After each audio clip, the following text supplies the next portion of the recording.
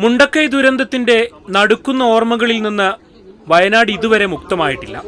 നിരവധി ആളുകൾക്ക് കുടുംബാംഗങ്ങളെയും ഒപ്പം ജീവനോപാധിയും ഈ ദുരന്തത്തിൽ നഷ്ടമായി. ദുരന്തത്തിൽ ജീവനോപാധി നഷ്ടപ്പെട്ട മുണ്ടക്കൈ സ്വദേശി സൈഫുദ്ദീന് പുതിയ ഓട്ടോറിക്ഷ നൽകി Nilambur Palankara news star club പ്രവർത്തകർ മാതൃകയായി.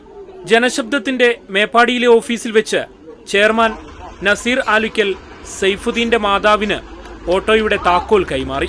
മാതാവിന്റെ സംരക്ഷണത്തിനായിട്ടാണ് ഓട്ടോ നൽകിയതെന്ന് ഭാരവാഹികൾ പറഞ്ഞു. ദുരന്തം കഴിഞ്ഞ് മാസങ്ങൾ പിന്നിട്ടിട്ടും ഇനി എന്ത് എന്ന ചോദ്യത്തിനു മുന്നിൽ ചില മനുഷ്യരെ മാനവസ്നേഹത്തിന്റെ മാതൃക തീർത്ത് ചിലർ ചേർത്ത് പിടിക്കുകയാണ്. വയനാട് വിഷൻ, മേപ്പാടി. വയനാട് വിഷൻ വാർത്തകളും വിശേഷങ്ങളും അറിയാൻ തത്സമയ ദൃശ്യങ്ങൾ കാണാൻ വയനാട് വിഷൻ ഫേസ്ബുക്ക് ഫോളോ ചെയ്യുക. Wayanad vision YouTube channel subscribe ചെയ്യുക.